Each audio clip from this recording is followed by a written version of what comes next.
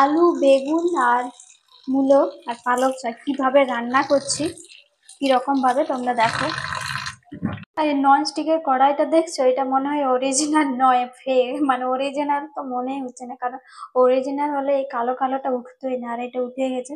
তো আমরা অফারে নিয়েছিলাম ফ্লিপকার্টের, আর তোমার 3-4 মাস হয়েছে আর এরকম হয়ে গেছে কড়াইটা।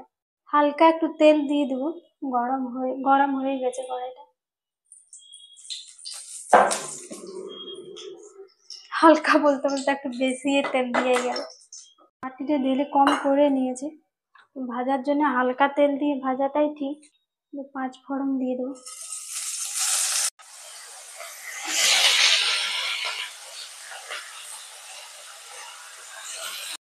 আর এই কড়াইয়ের যে ঢাকনাটা কাচে ছিল ওইটা আমি ভেঙে দিয়েছি, মানে পড়ে গেছে হাত থেকে।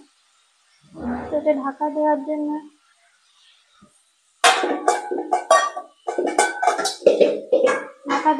এই স্টিলের এটাই দেবো এখন আপাতত।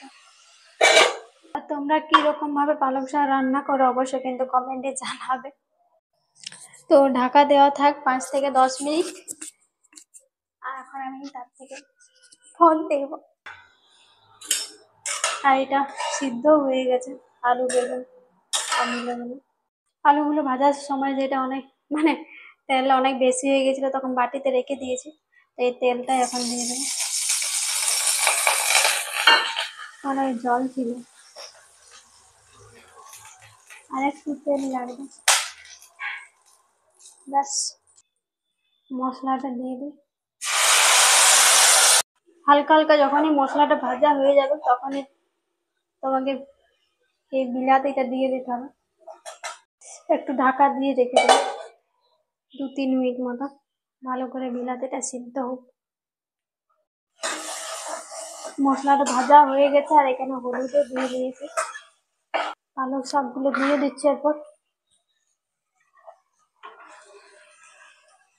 পালক শাক সিদ্ধ হতে বেশি টাইম লাগে না, একটুতেই হয়ে যায়। আর জল বার হয়ে যেহেতু একটু ঢাকা দিয়ে দেবো।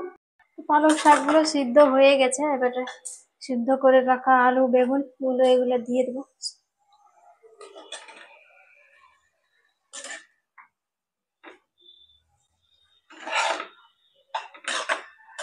একদম রেডি, কিন্তু মনে হয় হলুদটা কম হয়ে গেছে, ওই জন্য কেমন সাদা সাদাই দেখাচ্ছে। পালক শাক আলু বেগুনের তরকারি একদম রেডি। জল দিয়ে দিয়েছি হালকা, তো জলটা একটু ফুটে যাক, তারপরে ভাত দিয়ে পালক শাক দিয়ে খাবো। তোমরা একবার রান্না করে দেখবে কেমন লাগছে।